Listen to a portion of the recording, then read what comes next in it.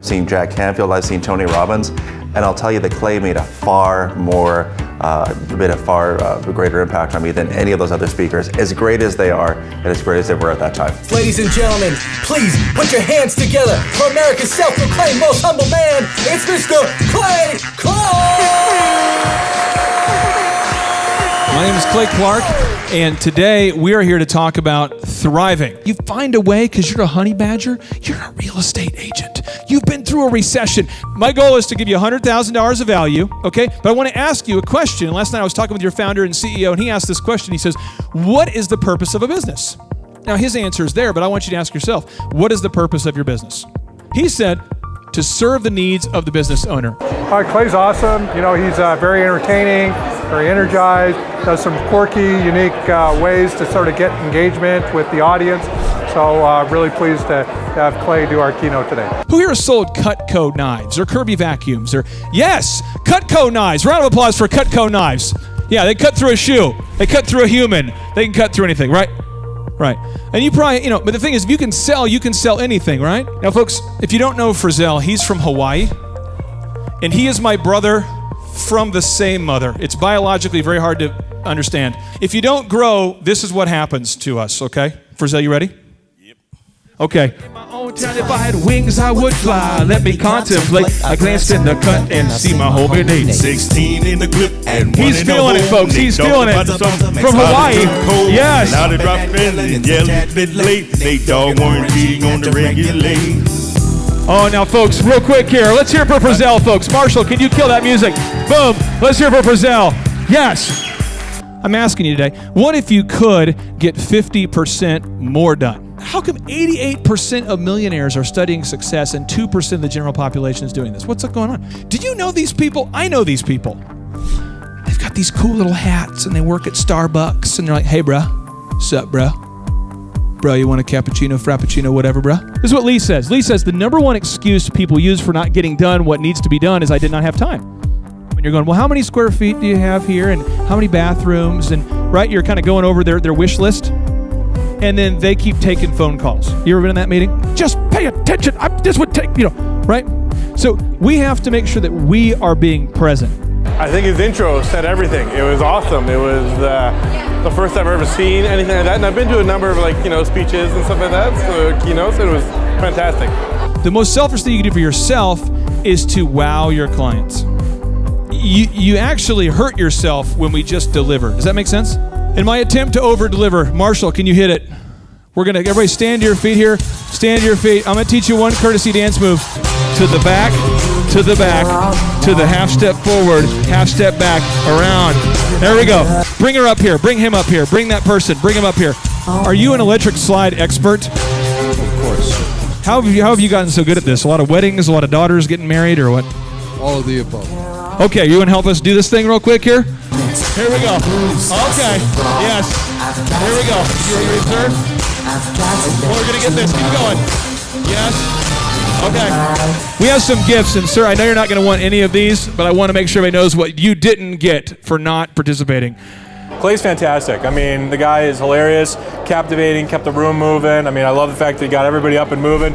The fact that you could get John Tanney up dancing in his seat like that is worth the price of admission right there. Awesome. And this is pre-iPod, pre-iPad, pre-download. This is back when the internet used to go, You guys remember that? You used to click on an image and you'd kind of wait a nuclear half-life to download a picture of a giraffe.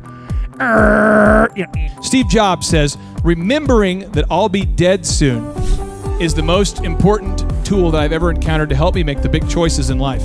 I know that when the doctor wants to talk to you personally, it's not usually the thing you want to hear. And so we found out that my dad was having, he had stage 4 cancer, but he also had congestive heart failure, which made it inoperable. And what happens is, at that time, you start to go, I don't probably need to return that call. I do need to return that call. I probably don't need to do that. I probably need to do this. This matters. This doesn't matter.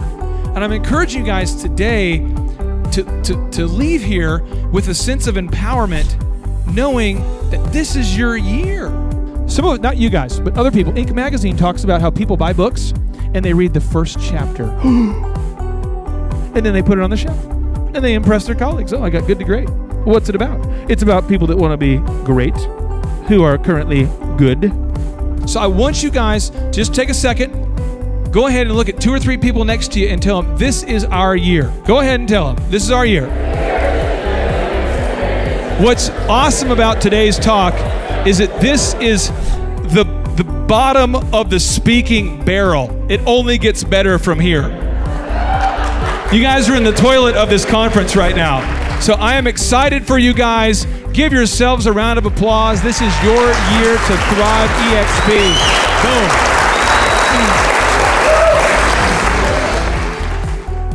Clay was probably one of the best speakers, and I've been to a lot of these conferences, RE/MAX on down.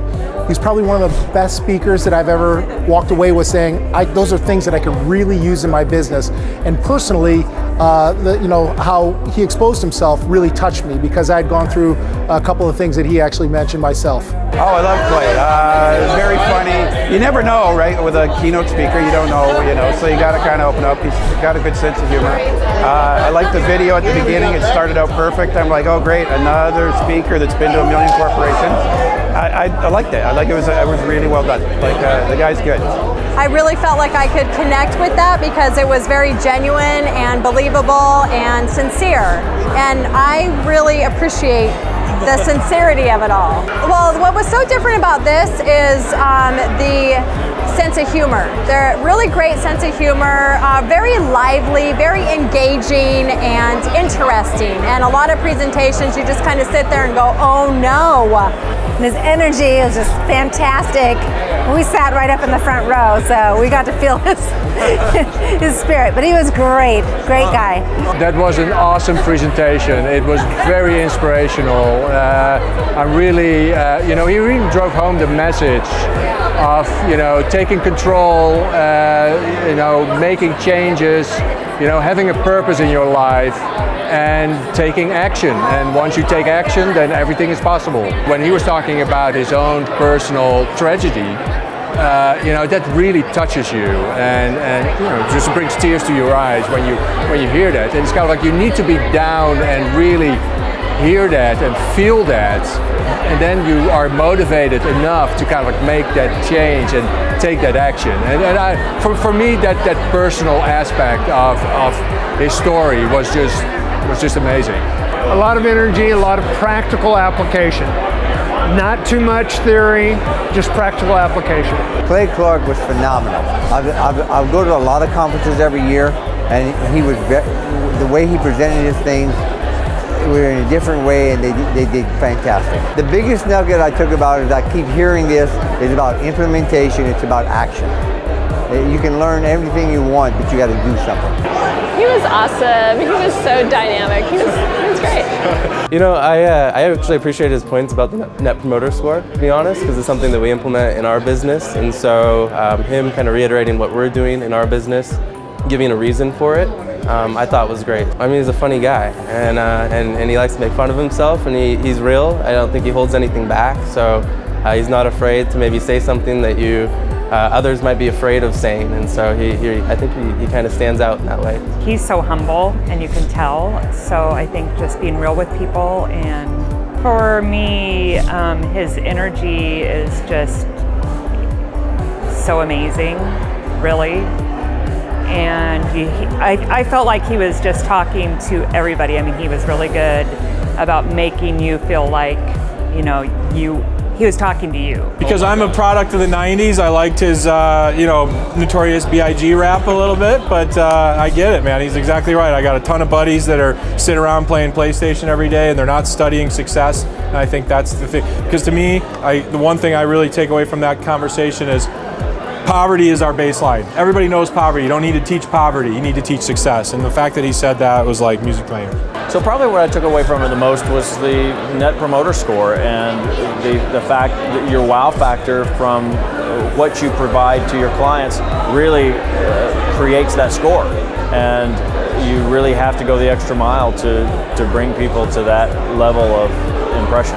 I appreciated Clay's story about his father and the picture with the kids, with the girls. I thought that was very meaningful, and takes the whole thing, the rest of his his message and stories and things that he's sharing, and really puts them in perspective for people who are listening. You could tell he enjoys what he does and believes in what he's presenting, and that's a connection with an audience that is more important than the name or even what's being presented.